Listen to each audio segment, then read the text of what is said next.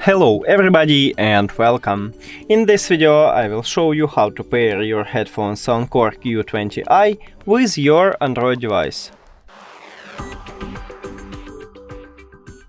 You have to start by open settings and then go to connected devices. Now click pair new device and after that press and hold this power button on your right ear cup.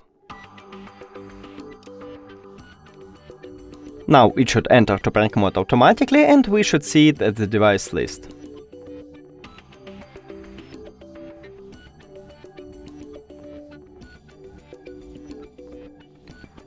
Click on it